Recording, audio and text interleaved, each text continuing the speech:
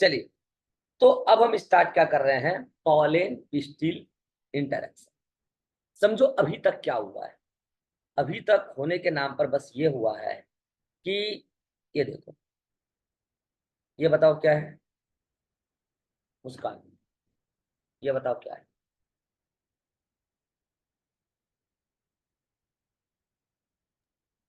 Pistol है। हम्म, तो pistil का जो ऊपर वाला पार्ट है वो क्या है, वो स्टिग्मा। पिस्टिल।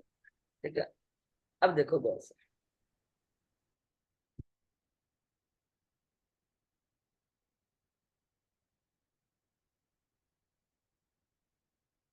बताओ ये क्या है।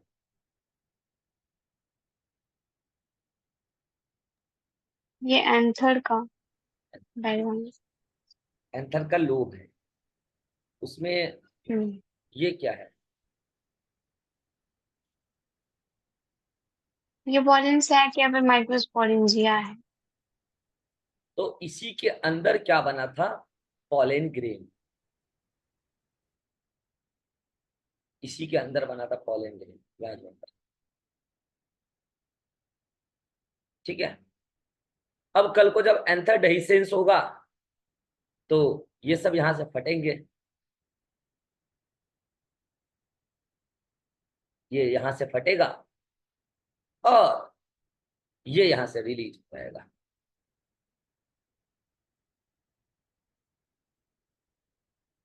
ये यहां से रिलीज होगा और ये रिलीज होके कहाँ गया,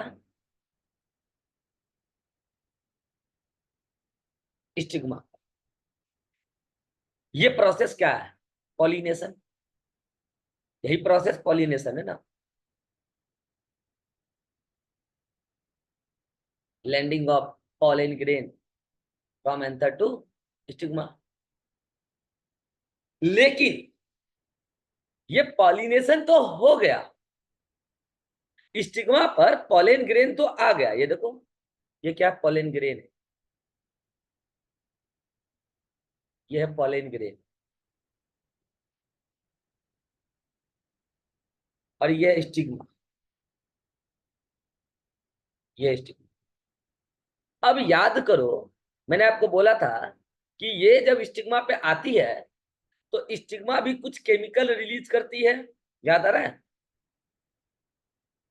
और पॉलन भी कुछ केमिकल रिलीज करता है, और उन दोनों के बीच में केमिकल डायलॉग होता है, वो केमिकल का मैचिंग होता है। और याद करो, पॉलन ग्रेन जो एक केमिकल रिलीज करता है वो टेपेटम ही उसको देकर भेजता है। टेपेटम ही शुरुआती दौर से ही देकर भेजता है। यहाँ पे टेपेटम था, याद आ रहा है, यहाँ पे, यहाँ पे कहीं टेपेटम था, याद आया, तो टेपेटम ही दे के भेजता है। अब सवाल ये है कि ये जो पॉलन ग्रेन है जो स्टिग्मा पे लैंड किया है पॉलिनेशन के बाद, तो क्या पॉलिनेशन इस बात की श्योरिटी और गारंटी देती है कि जो पॉलन स्टिग्मा पर पहुंच गया वो उस स्टिग्मा पर जर्मिनेट हो ही जाएगा? तो ये गारंटी पॉलिनेशन नहीं देती। हम आपको पढ़ाते हैं, हम आपको सिलेक्शन की गारंटी नहीं देते। हाँ, लेकिन हम आपको इस बात की गारंटी देते हैं कि हमारे जैसा कंटेंट आपको कोई और नहीं पढ़ा सकता। सिलेक्शन होगा कि नहीं होगा ये तो आप पे डिपेंड करता है, ये हमारे पे डिपेंड करता ही नहीं है। हम तो हजारों बच्चों को पढ़ाते हैं, सिलेक्शन सबका थोड़ी होता है।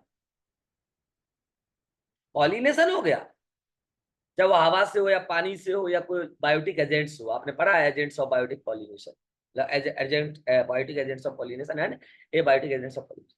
पॉलिनेशन हो गया, पॉलिनेशन इस बात की श्योरिटी दे रहा है कि हम पॉलन को स्टिग्मा तक पहुंचा देंगे, इस बात की श्योरिटी है। लेकिन वो पॉलन स्टिग्मा पर जर्मिनेट करेगा कि नहीं करेगा, इसकी श्योरिटी पॉलिनेशन नहीं देता है। ये इस बात पर डिपेंड करता है कि स्टिग्मा और पॉलन के बीच में वो केमिकल इंटरेक्शन का कंक्लूजन क्या आया। अगर कंक्लूजन ये आया कि ये पॉलन, कौन, ये जो पॉलन वहां लैंड हुआ, अगर कंक्लूजन ये आया कि ये पॉलन कंपैटिबल है, क्या कंक्लूजन आया, कंपैटिबल है, अगर है तो, अगर एक आया कि अगर ये इफ कंपैटिबल, और एक हो सकता है इफ इनकम्पैटिबल, कि कंपैटिबल नहीं है, इनकम्पैटिबल, इनकम्पैटिबल। और ये कब होगा? जब इन दोनों के बीच में, किन दोनों के बीच में बताओ? जब स्टिग्मा और पॉलन के बीच में क्या होगा? यहाँ पे chemical interaction.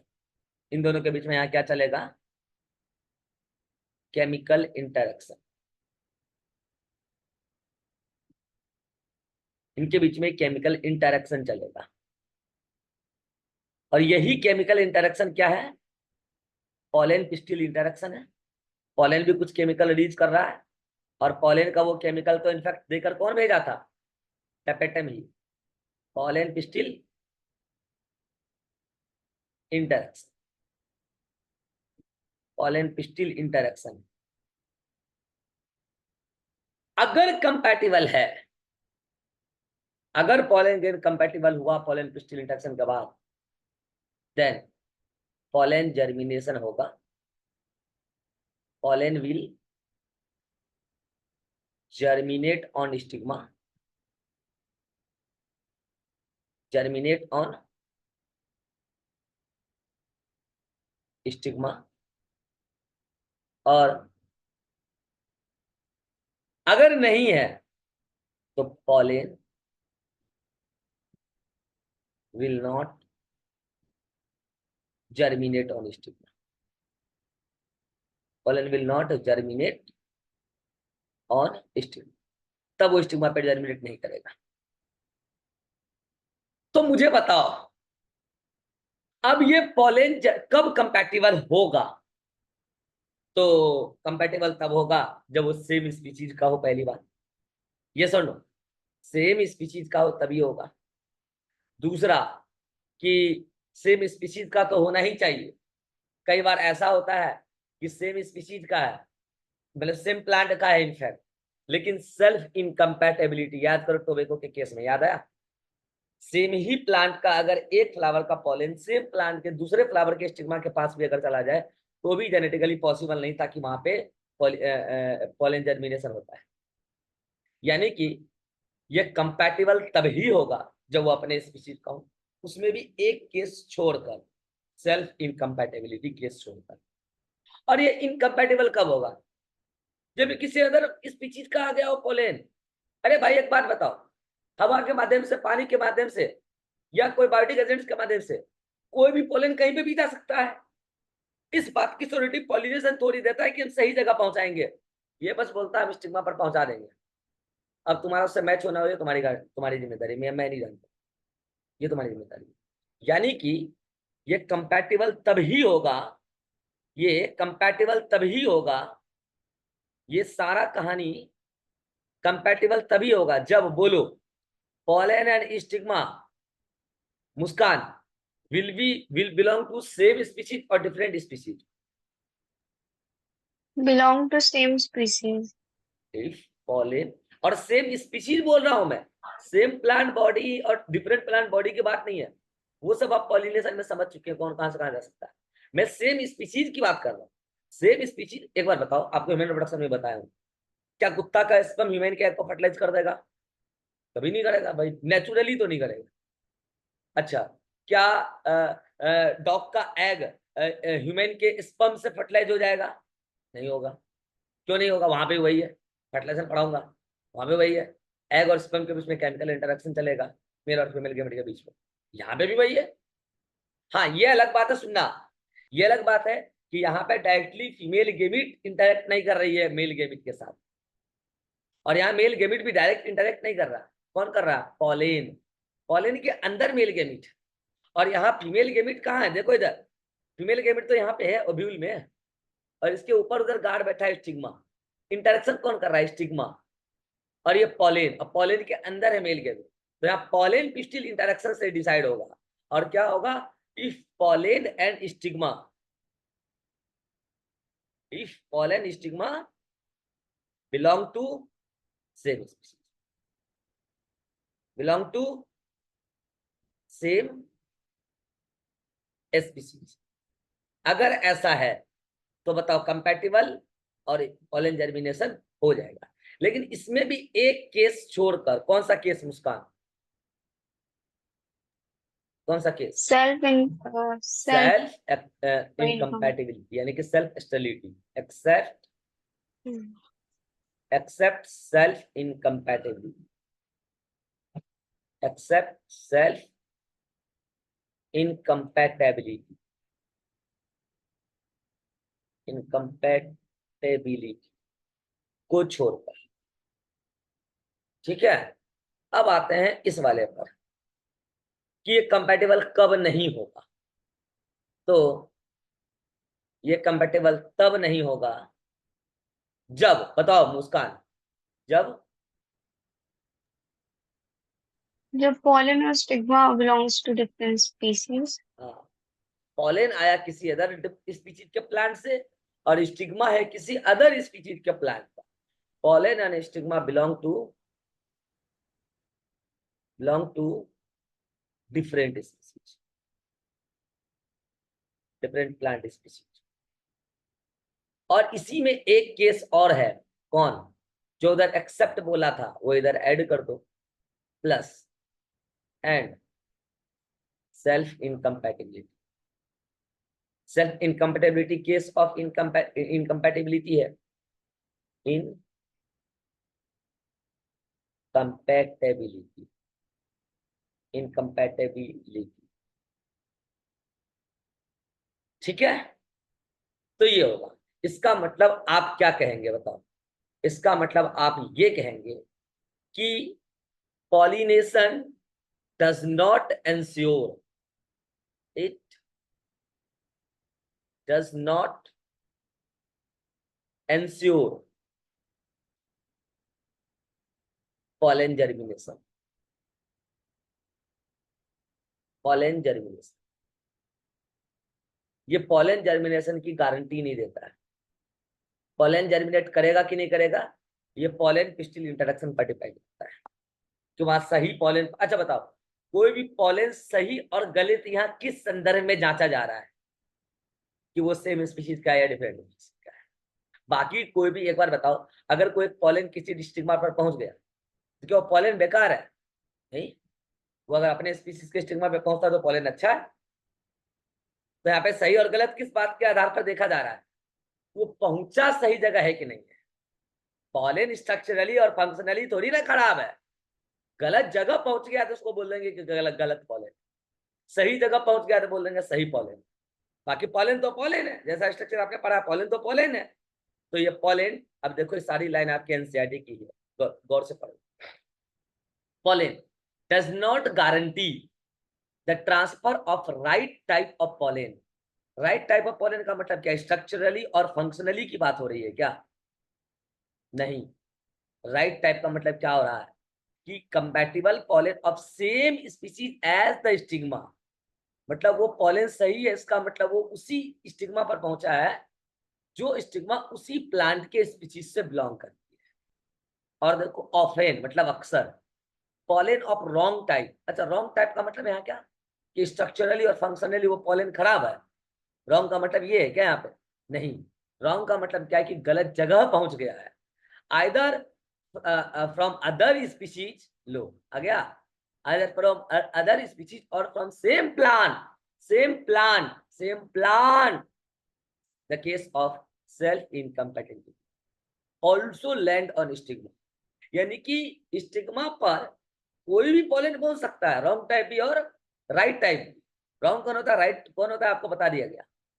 The pistil has to ability recognize whether it is of right type, यानी कि ये कंपैटिबल है कि नहीं है, और ऑफ द रॉन्ग टाइप कि ये इनकम्पैटिबल है। ये एबिलिटी किसको है पहचानने का? पिस्टिल को। तो आप कंक्लूजन क्या बोलेंगे? आप कंक्लूजन ये बोलेंगे कि pistil has ability to recognise, pistil has ability, pistil has ability to recognise what? बोलो मुस्कान, रिकॉग्नाइज pollen, क्या क्या पॉलेन, कंपैटिबल और इनकम्पैटिबल पॉलेन। रिकॉग्नाइज कि ये कंपैटिबल है कि इनकम्पैटिबल है। कंपैटिबल, कंपैटिबल और इनकम्पैटिबल पॉलेन, और इनकम्पैटिबल पॉलेन।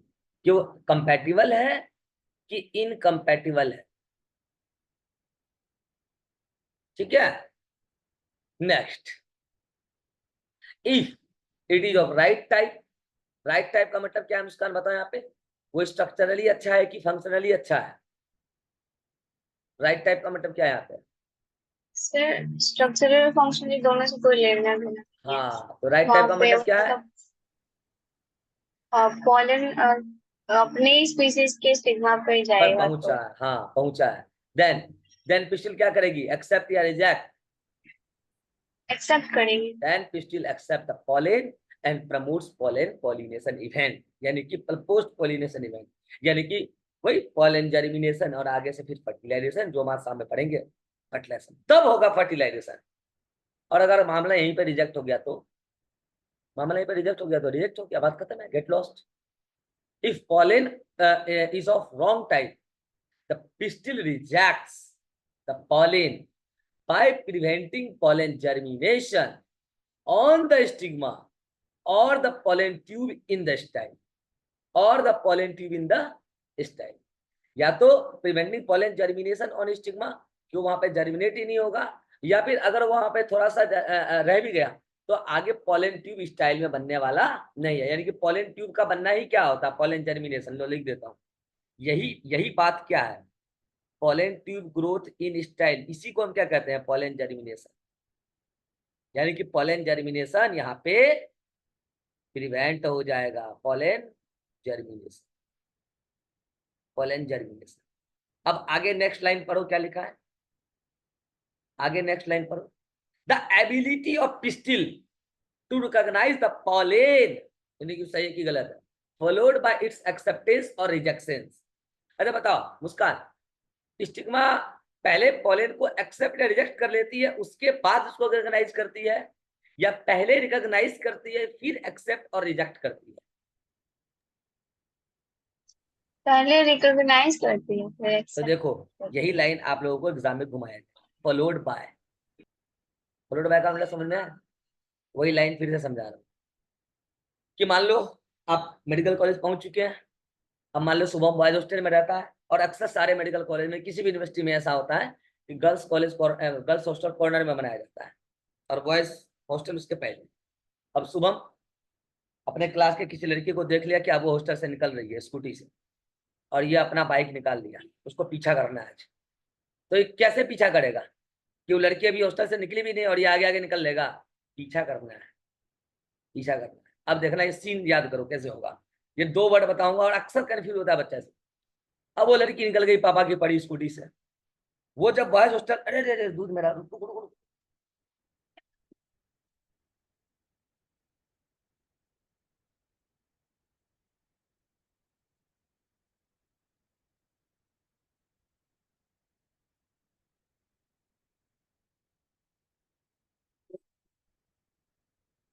डेली मेरा दूध गिर ही जाता है, इसलिए काम वाली आंटी खफा खफा रहती है। चलो कोई बात नहीं, उनको भी इतना पता है, इजी आदमी है, ठीक है। हाँ, तो सीन क्या है इसमें, सीन ये है कि अब ये क्या करेगा, जब वो बॉयज हॉस्टल क्रॉस कर जाएगी, मान लो ये बॉयज हॉस्टल है और ये गर्ल्स हॉस्टल, वो पापा की परी यहाँ से निकली स्कूटी चला के, और शुभम अभी अपने बॉयज हॉस्टल के पास खड़ा है, ये रहा बॉयज हॉस्टल। अब ये पापा की परी यहाँ तक आई है कि शुभम यहाँ से निकल जाएगा, या फिर ये इस बॉयज हॉस्टल को क्रॉस कर देगी तब शुभम निकलेगा? तो अगर शुभम चाहता है उसका पीछा करना है, तो वो जब बॉयज हॉस्टल क्रॉस कर देगी तब ये अपना सड़ा हुआ स्कूटर स्टार्ट मारेगा और उसके पीछे पीछे भागेगा। अब सीन देखो, अब यहाँ पे दो लाइन बोलूंगा। दैट पापा की परी इज फॉलोड बाय शुभम, यानी कि उस पापा की परी को फॉलो कर रहा है शुभम। ये लाइन भी सही है, अब शुभम इज फॉलोइंग दैट, पापा की पढ़ी, ये लाइन भी सही है, यानी कि that female, that girl is followed by, क्या बोल रहा हूं मैं, फॉलोड बाय, यानी कि वो फॉलो की जा रही है बाय एनी बॉय, यानी कि किसी लड़के के द्वारा फॉलो की जा रही है, कि द्वारा, द्वारा मतलब बाय, की द्वारा। अगर मैं शुभम, यानी कि अभी ये स्टेटमेंट किसके बारे में बोला था, उस लड़की के बारे में जो फॉलो की जा रही है। अगर मैं शुभम के बारे में बोलूंगा तो क्या शुभम फॉलो किया जा रहा है, लड़की आगे है लड़का पीछे, तो क्या बोलूंगा, शुभम फॉलो कर रहा है, तो क्या बोलूंगा, शुभम इज फॉलोइंग, क्या बोलूंगा, शुभम इज फॉलोइंग, या बोलूंगा शुभम फॉलोज, शुभम फॉलो कर रहा, करता है, शुभम फॉलोज दैट, पापा की पढ़ी। ये लाइन समझ में आया, ये फॉलोड बाय और फॉलोज या फॉलोइंग वर्ड करूंगा तो ये इधर और ये इधर आ सकता है, और यही चीज आपके कई चैप्टर में, जैसे सेल डिवीजन में तो खूब होता है ये चीज, फॉलोड बाय और फॉलोइंग। तो बताओ, फॉलोड बाय डाला है तो पहले कौन सा इवेंट लिखोगे, पहले कौन सा इवेंट लिखोगे, जो आगे आगे चल रहा है, वो लड़की आगे आगे चल रही तब ने लिखा था फॉलोड बाय शुभम, शुभम पीछे पीछे है, फॉलोड बाय तब लिखते हैं, मतलब कि यहाँ पे दैट इवेंट लिखेंगे, देखो यहाँ पे वो इवेंट लिखेंगे पिस्टल रिकॉग्नाइज फॉलोइंग, यानी कि ये पहले वाला इवेंट है, और एक्सेप्टेंस और रिजेक्शंस, बोलो ये बाद वाला इवेंट है कि पहले वाला इवेंट है मुस्कान, ये बाद बाद वाला वाले। इवेंट। तो यहाँ पे ये क्या है, प्रायर इवेंट, यानी कि ये पहले हो चुका है, पहले वाला इवेंट, पहले वाला इवेंट यानी कि आगे वाला इवेंट, पहले वाला इवेंट, और फॉलोड बाय अगर टर्म आया है तो उस वर्ड के बाद क्या लिखेंगे, बाद वाला इवेंट, यानी कि लेटर इवेंट, बाद वाला इवेंट। बताओ मुस्कान, अगर मैं यहीं पे लाइन लिख देता फॉलोज या फॉलोइंग, तब क्या होता, तब पूरा लाइन बोलो तो क्या होता, तब रिकॉग्निशन ऑफ फॉलन ग्रेन बाद वाला इवेंट हो जाता, हाँ, और इट्स तो लाइन एक्सेप्टेंस और कैसे रिजेक्ट। होता, लाइन ऐसे होता, तब लाइन ऐसे होता, एक्सेप्टेंस और रिजेक्शंस, ऐसे होता, एक्सेप्टेंस और एक्सेप्टेंस और rejection follows follows the ability of pistil to recognize the pollen is the result of, आगे जो भी लाइन है समझ में आया, यानी कि बाद वाले इवेंट हम पहले ले आते और पहले वाला एलिमेंट हम उस वर्ड के बाद लिखते, अगर हम वहां वर्ड लिखते follows। तो आप ये एग्जांपल याद रखिए कि वो लड़की आगे आगे है और शुभम पीछे पीछे। अब शुभम सोच रहा होगा सर ये एग्जांपल आप उल्टा करके भी समझा सकते थे, नहीं समझा सकते, पूरे एनिमल किंगडम हो या प्लांट किंगडम हो, कहीं पे भी मेल ही फीमेल का पीछा किया है, देख लो यहाँ पे, अभी तो अपनी हकीकत है, ये हकीकत है, एनिमल किंगडम उठा लो या प्लांट किंगडम उठा लो, ये हकीकत है, देख लो, पॉलन गया है कि अबिल गई है वहां, देख लो, मैं अगर झूठ बोल रहा हूँ तो, और ये हकीकत है, एनिमल में भी देखो, किसी भी एनिमल में, ऐसा नहीं करो कि केवल कोई भी एनिमल में देख लो, छोड़ो ना, कोई भी प्लांट में देख लो, फीमेल अपनी जगह रहती है, पीछा मेल ही करता है। तो इसलिए मैं इस फॉलोज बाय वाले के एग्जाम्पल को भी ऐसे ही समझाता हूँ ताकि उसको याद रहे, ठीक है। चलो, तो अब क्या हो गया यहाँ पे, फाइनली ये लाइन आप समझो, the ability of pistil to recognise the pollen followed by, इस लाइन को मैंने अच्छे से समझा दिया है, और अगर यहाँ लाइन बना दूं फॉलोज तो वर्ड उलट पलट जाएगा, ठीक है। फॉलोड बाय रिजेक्शन और एक्सेप्टेंस, और rejection is the result of continuous dialogue between pollen and pistil, ठीक है। This dialogue is mediated by chemical components, मैंने पहले ही बोला है, chemical components of pollen interacted with those of pistil, यानी कि पिस्टिल और पोलन के बीच में केमिकल इंटरेक्शन से ये डायलॉग के वजह से ये एक्सेप्टेंस और रिजेक्शन होता है। मुझे बताओ पोलन सही है या गलत है, इस बात को पहचानने का अधिकार किसको है, पोलन को या स्टिग्मा को, स्टिग्मा को। स्टिग्मा को। स्टिग्मा। जाहिर सी बात है, पीछा जब मेल कर रहा है तो पहचानने का अधिकार फीमेल को होगा, क्योंकि पीछा फीमेल थोड़ी कर रही है, इसलिए एक्सेप्टेंस और रिजेक्शंस का भी अधिकार पूरे animal kingdom to plant kingdom किसको है? फीमेल को। और ये हकीकत है, और यही मामले में तो डार्विन फंसे हैं, और यही बात तो डार्विन से पूछा गया न्यू साइंटिस्टों के द्वारा कि आपने बोला कि इवोल्यूशन के दौरान फीमेल को यह अधिकार होता है कि वो अच्छे मेल को सेलेक्ट करेगी, ये अधिकार मेल को क्यों नहीं है कि वो अच्छे फीमेल को सेलेक्ट करे? डार्विन फंस गया, क्योंकि डार्विन ने नेचर को ऑब्जर्व किया था, और नेचर में ऐसा ही है कि पूरे प्लांट और एनिमल किंगडम में अगर आप देखेंगे हर जगह ये हो रहा है कि फीमेल मेल को रिजेक्ट करती है या एक्सेप्ट करती है। कहीं पे ऐसा नहीं हो रहा है कि मेल, अब ह्यूमन में ऐसा होने लगा है हालांकि कि ह्यूमन भी फीमेल को देख के सिलेक्ट और रिजेक्ट करता है। ह्यूमन को ज्यादा होशियार एडवांस एनिमल आ गया ना धरती पर, इसीलिए। बाकी ह्यूमन को छोड़ के आप देखो कहीं पे भी ऐसा नहीं है, सब जगह फीमेल ही मेल को सिलेक्ट या रिजेक्ट कर रही है। ह्यूमन में ऐसा हो गया कि मेल भी सिलेक्ट और रिजेक्ट करता है, ठीक है।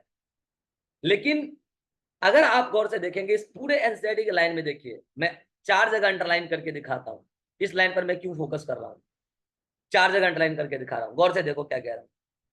पिस्टिल हैज एबिलिटी, लिखा है। पिस्टिल कौन है, फीमेल या male? Female. Pistil has ability to recognise the pollen, लिखा है। अगला हो, यहाँ देखो, यहाँ देखो, pistil has ability to recognise the pollen, लिखा है।